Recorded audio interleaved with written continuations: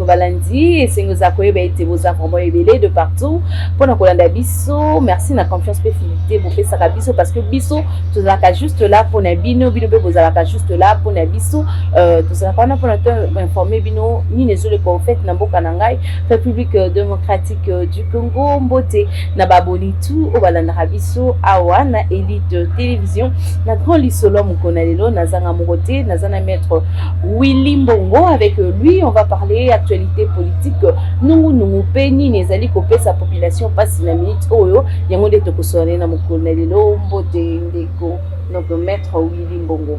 Mbote madame Vanessa. Bonne santé. Oui, ça va quand même aux hommes. Oui, un message que vous lancez la population quinoise au Bagolanda yo a on a Kinshasa pays libanda mboka na biso. Message na allé ya paix. Message ezali ya paix et surtout il y a soutien na FARDC pour na ndenge bazar ko tia vi na bango Angers pour na koluka ke kimia kota na est ya mboka. Ya ngonde na kosenga pe na bandeko tozali partout. Ba Congolais nyonso ya diaspora pe ya Congo to soutenir FARDC pour ete to luka unité zonga na mboka na biso ba tu réussi là to zala na paix.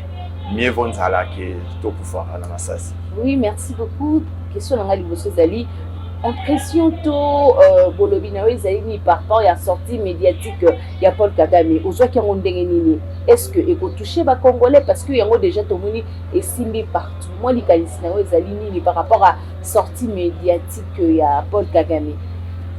Madame Naebisio tant on a landaki monsieur Paul Kagame président rwandais nayoka qui passe et j'ai vite compris que mboka nanga perdre dignité nango ezalaka nango à l'époque ya Zaïre.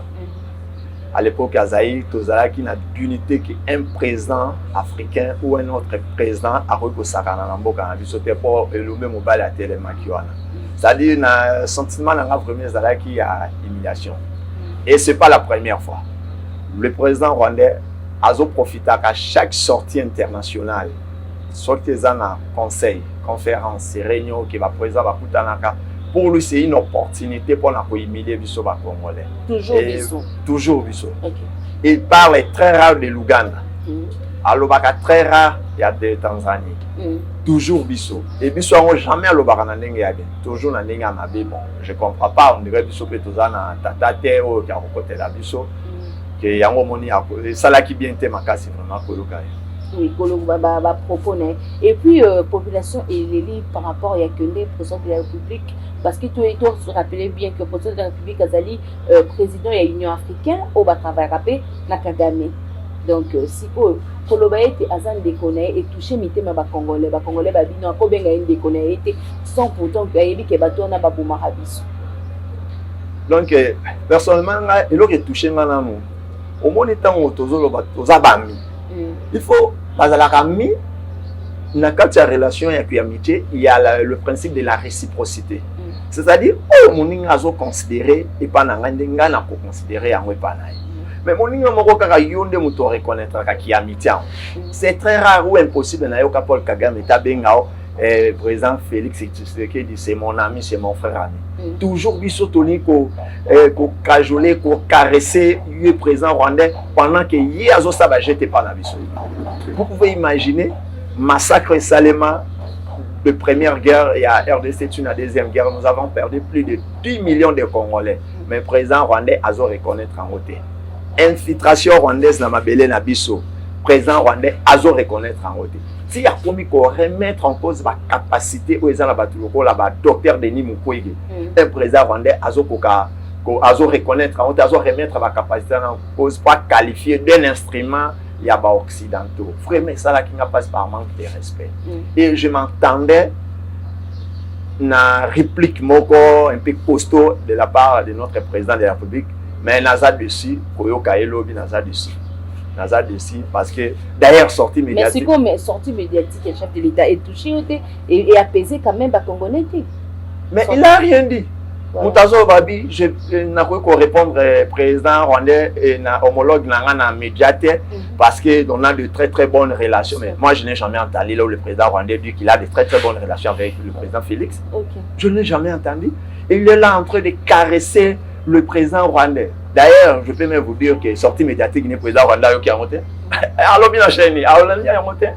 Mais oh, le président Rwanda le baki a landé en. Mais oh, il y a le président Rwanda landé en côté bien qui a carré ça qui. On a le baki que chef de l'État zo sungate. Azo sungate, na bien madame. Nous avons un problème de leadership à la tête de ces pays. OK. Mboka na biso depuis Mobutu Akenda, na notre président mon côté, je vous dis. A télémi bo pe baninga msusu batali babi tomeka na président te pour président banga matata bano bon président il est comme ça to zuina. Là vous appelez Félix Tshisekedi à la dictature, à ça la dictature pour na longa makamsu rapidement, c'est ça non?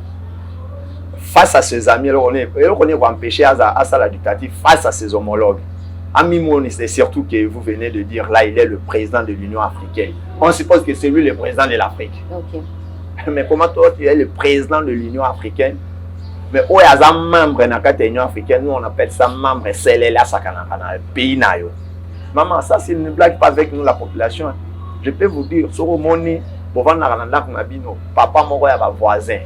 A menacer rabino, a respecter rabino, le bel rabino ba n'importe quoi. Pas le baron car soki a putain na papa nabino. C'est-à-dire il y a deux possibilités. Soit votre père est complice, soit il est lâche. Donc, il y a deux possibilités. Il faut que le président a vu ça, il lâche ou bien il a complice dans le président Rwanda. Oui. Oui, que le président Kagame, alors il n'a jamais d'absence. Les Arabes, Tokyo France, tant qu'il y a en France, il n'y a pas eu de génocide. Au il n'y a pas eu de génocide. Si les génocides de toutes les ont reconnus, même à niveau international, le président français va remettre le président rwandais rapport à génocide à Batuchi. Pendant qu'il va tout, il va couvrir moins qu'il va congolais. Il va couvrir plus de 10 millions. La population va couvrir en Boka et l'équipe population va vivre là en Rwanda.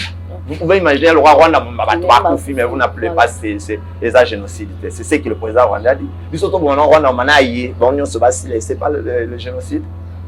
Mais il y a plus de 10 millions de Congolais à se remettre en cause. Et nous, on pensait aussi notre président au télémawa lobby, mais une sortie médiatique. Mais c'est quand le président de la République a lobby justice, et ça a moussa na banguna comme rapport ma pingwana, et ça la moussa na nguyo zongondengeni. Il est le président de la République, mais il dit ça avec, mais pas avec précision. Okay. Il n'était pas précis. Donc, il y aura un temps où justice, lui-même il n'a pas de précision que justice c'est qu'on a là dessus. Il y a une précision. Non, le bac justice on a un jour, c'est-à-dire le que justice c'est avec précision un jour, c'est-à-dire qu'Azana il n'a pas estimation et n'a pas estimation n'est pas croyance n'est pas tout ça qu'on dit que Jésus-Christ a fait. N'est pas ça qu'on dit que justice c'est comme ça là. Mais c'est à lui le garant de la nation, le garant du bon fonctionnement des institutions du pays. Il y a remettre toutes les machines en œuvre pour que justice c'est ça là. S'il s'agit même de créer une cour spéciale pour la justice tuerie infraction salement qui en cité dans le rapport mapping. On peut créer même les juridictions spéciales. Mais à lire toujours qu'il est là, Ndenge Fayulu la loba qui c'est Kagame qui dirige notre pays, c'est que ils ont partagé même à vie naé. Bon, on a moi pour que ça ne soit que ça la mouké. Parce que Ndenge façon ils ont kende là, je vois net toujours partager même à vie que Martin Fayulu. Président Félix qui dirige, mais qui n'a pas vraiment réellement l'effectivité vis-à-vis de ses homologues. De pouvoir me sentir sur le plan intérieur et international, je ne sens pas ça.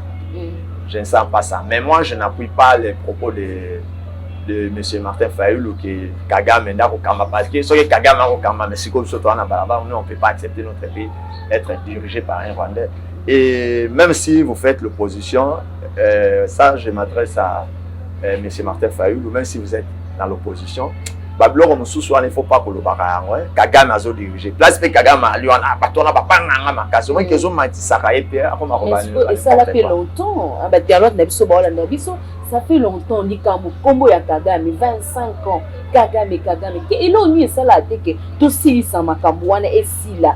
Ça fait confiance la chef de l'État. Denga a déclaré état de siège. Maman Kamno souvenir si ma coupable. Bakangama et le Kabongo Pessi.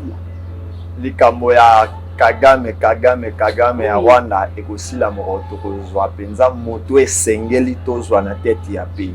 Donc net Félix Tshisekedi ba sengeli te. Mais azokoka te. OK. Azokoka te likambo ezosila te bandaka avant et oui bandaka avant. Mais biso votaki pour le changement. Le changement c'était quoi? Tozaki kofutama bien te ya epoto ko mofutama bien. Banzela ezalaki bien te ya epo banzela ezala bien. Tuerie ezalaki na est ye tovotaki po tuerie sila na est. Le régime de Kabila basazardé na secteur minier ndenge balingi basana ndenge balingi mutauti un juif auti mboka na Israël a maboko vide après quelques temps devient milliardaire. Tovotaki fati ko makamone sila. Mais tant ezo sila te azozala c'est ki azokoka te donc likambo ya Rwanda ndenge nazomona ko sila moko tokozwa penza président ou aza vraiment na leadership katina ye. Mais est-ce que dans 2023 espoir ezali ndenge zomone à la lire où vont les choses? Est-ce que azana moi c'est non yo parce que maître oui c'est soki azana moi chance en fait il y a cause à la sous na 2021 na 2024 à continuer mandat na. Bon azana moi chance qui est ce qui va utiliser ba manière on a ba frauduleuse comme d'habitude parce que il est aux affaires. Alors il n'a pas contourner vérité. Mais s'il faut laisser que le peuple a la choix, je vous dis, Fachi ne sera pas le président, même s'il sera candidat en 2023, il ne va pas gagner les élections. Organiser. Donc ce qu'on a minito et oui ma préparation banana minito au quoi estimer nani à part Félix Tshisekedi tout la Félix Tshisekedi nani à cause de l'entête de ce pays. Bon au moins il faut pas Tonzambe faut de la biso. Non les gens sont là bas tout bazali. Mais pour le moment on a recoupé ça pas favorité parce que voilà. Tozaki surpris l'élection tu collègue. Un candidat au Lambert Minda benga ke poids pli mais ngape na puyaki na bino aza vraiment poids pli mais comme Martin Fayulu. Mais azaki candidat toyoka ki ba carton et betamaki. Beta ki ba carton donc cela aussi peut être en 2023. Batubota la Katumbi boye na moi ba loi na bino na taillé sur mesure et proposition de loi Noël était en taillé sur mesure pour écarter Katumbi. Bemba et Fati ba komo lo baneti monoko moko je ne sais pas si tu seras même un candidat ce qui pas mais qui ba ko lia ende Kabila lia qui les sous na mamba CPI on a des années à subordination Fayulu oui Fayulu de maire azana moi position pour le moment. Matata Pon aussi était mieux placé. Mais malheureusement, il y a des dirigeants qui ont maboko na mbongo à l'État. Il faut pas profiter quand on a biloko en poste. Il y a des adversaires à tali paiement ni bochaka maboko na mbongo à l'État. Il faut tout ce qu'on a place pour tout écarter. Est-ce que les conditions bocha batu maboko o bazali bato ba ocha maboko bato bazoyi ba mbongo ya kese à l'État? Est-ce que ça les conditions ya bien? Sinon yo. Oui, naturellement, il dépose à la bien. Naturellement, il dépose à la bien. Vous voyez même à l'époque de Kabila, son conseiller en matière de lutte contre la corruption, M. Luzo Lobambe avait fait un rapport. Le pays, nous perdons près de 15 milliards de dollars américains par an. Les 15 milliards de dollars, on a toujours perdu en haut. On a détournement. Il y a deniers publics. Il y a des fonds au niveau du gouvernement. On a des composantes du gouvernement. Et toujours perdre la corruption. Il y a des gens sur terre qui sont censés recevoir un bon à l'État, tels que les agents fiscaux, il y a des gérants, et ainsi de suite. Donc, ce qui est vraiment justice, avec impartialité, pour l'année la bateau, à l'État, pour rien. Parce que tout le monde qui a déjà géré à l'Iambon à l'État. Tout le monde. Tout le monde. Ce n'est pas seulement ma tante à Paul. Même de ceux de l'IDPS. On a cité docteur Teni Longondo, on a pas dossier à détournement à Covid-19. Justice ces autres ça. Et là, on y a cette crise dans le cannabis Covid-19 parce que Babi était à Covid-19 dans le pays du monde entier et ça la crise. Est-ce que vous êtes victime? Il y a Covid-19, on a peut-être failli stopper le cannabis et qu'il y a une baisse. Est-ce que vous avez vu Covid-19?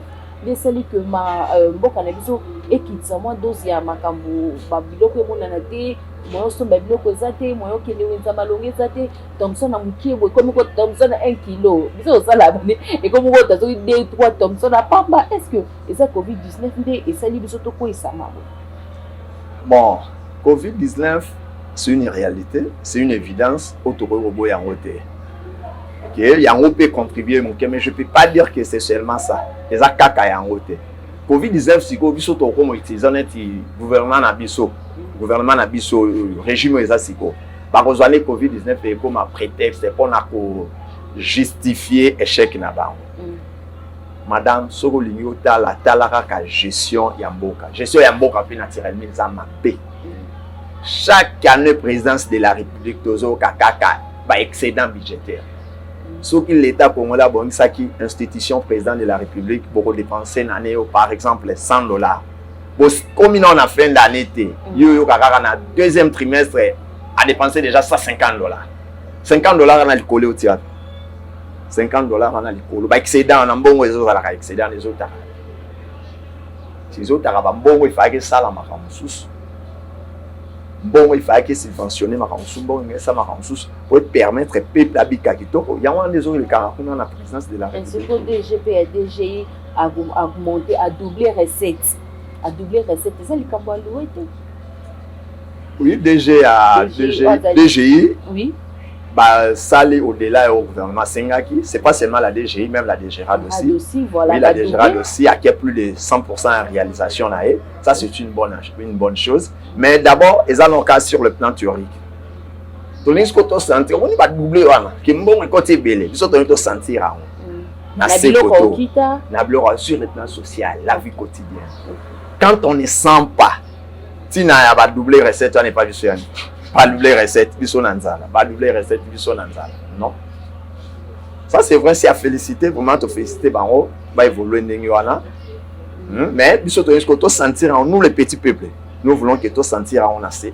Mais vous allez rapport gentiment mobile bien contrarié parce que déjà où il est ou un croisement rond-point où il est embouteillage a commis 7h ou comme à ville 9h 10h pour embouteillage les amakas. C'est là on a besoin c'est la caca dévier ça la makasi pour na rosala pour na minute déjà impraticable pour le bannir par rapport. Madame, il faut qu'on se le dise certaines choses. Nous devons dire la vérité même si les gens n'aiment pas la vérité. Je ne sais pas comment un gouverneur comme Zoé Kabila, autour qui va réalisation nae, balongo lié, n'a pas raison va péci, et aujourd'hui, bâtir la justice pour détournement à peu près de $2 millions américains, mais Gentini Mobilazan, je ne sais pas, Gentini Mobila fait quoi? Opération Kinbopet, 0, échec sur échec. Il y a de détournements. Et je fais ça pour mon côté. Oui, il y a Moussika. Mieux vaut Zoé Kabila qui est Gentini. Gentini a même roulé le président de la République dans le dossier de la reconstruction du marché Zando, à Kinshasa. Le président de la République est roulé dans le dossier. Pamba, on va inaugurer en juillet. Et là, on va imaginer que c'est un robot caté. Ça c'est de l'escroquerie politique, une politique démagogique, ce que nous ne voulons pas. Et les députés provinciaux de Kinshasa, excusez-moi de le dire, nous donnent l'impression qu'ils sont corrompus. Et même tout notoriété, honorable Jekoko Moulumba, il s'est laissé faire dans Maramba Gentini Ngobila. Seulement parce que le vice-gouverneur a dénoncé la mégestion au bisognon sotozomon alors les députés ils ont interpellé le gouverneur pour la mégestion bango va sanctionner muto a facilité bango musala balongo li et je comprends oui et je comprends Moulumba azaki derrière ba député bazaki na besoin que yaza l'écarter pour bâtir la bango nini wana. Donc Gentini Ngobila 0. Alors, tu as vu qu'il y a une relation avec le président de la République. Nous sommes au côté à couloir. Ah, madame, il y a un embouteillage. likambo embouteillage surtout na rond-point Willery ezali c'est la principale route principale moyen to lekeza. Vous parlez beaucoup de Willery parce que vous avez un mais bateau baza ba côté ba peine kuna ba obete là Delvaux. Bon, et ça rond-point Ngaba, et ça on n'en parlons même pas. Embouteillage d'abord, le problème à Liboso est la mentalité à la chauffeur. La chauffeur n'a pas motocycliste et basé dans la mentalité à Mabé. C'est-à-dire que bon moment on va n'a pas embouteillage. Avant peut-être tout y a autant de roulage. Puis na absence il y a la route secondaire les opposés. C'est-à-dire mon général Sylvano Kassongo tiens en moi rigueur mouké et pas bah policier na ya PCR. C'est-à-dire aucun pays du monde autour comment la corruption et comment tolérable n'est comment à niveau ya PCR et comment tolérable et acceptable. Et ils font ça aux vies et aux yeux de tout le monde. Mais ça peut basali monter bon liété basali en a ban au moins ma comme na ban ne ça comme que ça basali peut monter bon liété. Mais va réclamer va qu'il y a un salaire et non va qu'il contrat cassé ba. OK. Va réclamer va qu'il y a un salaire, ceux qui salaire exemple qui va réclamer et puis surtout aider bango parce que nous tous tant on le là que salaire est bon. Salaire est bon à tout l'inga va civilité et la police, FARDC, ANER, fonction publique, tout le monde, il faut salaire est bon. Ça dit va réclamer salaire là-bas est bon. Mais c'est faire corrompre les réseaux fin samboka. Les autres ceux qui sont à 46e pays pour OK tout ya corruption les amouké. Ça dit chez nous dans la corruption même. OK, merci beaucoup. Message nous kolobana ba congolais tout ba tout kamaki, je peux dire ça parce que ba appel est belé bengami ba bengi biso pourquoi le chef d'État à Koti à Koisami Bonali Kambo Italie Rwanda na Paul Kagame donc kolobana bango ni na numéro de contact na ba yo so ba besoin contacter. Bon likambo ya c'est tout à c'est tout à fait logique que le président Félix a kokarozala un peu na douceur vis-à-vis à président rwandais. Ce que se rappelle Moukieta au Sénat piliara résultat naé ba recours à la cour constitutionnelle à l'époque le président rwandais Azaki président de l'Union africaine azora décision abi cour constitutionnelle congolaise et quatre dossiers surtout il y a tout l'année dossier parce que tout le monde a clarté après des jours cour constitutionnelle quatre dossiers et président Union africaine va le bakinini et les problèmes congolais doivent trouver des solutions congolaises donc cela qui moi le solo mo kasi on a pour reconnaître le pouvoir président Félix Yango yango moni moi douceur wana akuyitala mutukaka ba aider yo ko côté là kinga pona comme président de la République moi mu batu penage parce que ezaki na ba difficulté to ba proclamer ka ezaka ba boya États-Unis ba boya une africaine na boy mais son yo confirmer biso que ezaka ga même to ba oui. Oui, parmi Batou, oh, je dis pas qu'il y ait un commissaire. Mais parmi Batou. Mais parmi Batou, tant que Batou boya et bah qui est tout le carton dit mais ça, bah ça là qui m'a dit lui en Kagame, Azaki penakati. Ok, on est lobby mais une parenthèse, au bout pour mettre à l'isola, on est tenu même prochainement, pour mettre à proposition de loi naé, pour les atteindre sur mesure. Bon, on a contact nangai plus 243 85 248 46 32 plus 243 85 48 46 32. Merci beaucoup maître Willy. C'est à moi de vous remercier madame. Merci beaucoup pena ba union surtout bazwa ki tona bango ya kolanda émission mokona lelo numéro za ka affiché bobenga biso bo pesa biso ba suggestion na bino so bo sepere na ba image mokona lelo to pesa bongo merci na ba jomboku merci beaucoup merci aussi na ba internet tout ba nyara biso bo s'abonner très massivement sur Elite Télévision. D'ici là portez-vous bien, à bientôt, bye.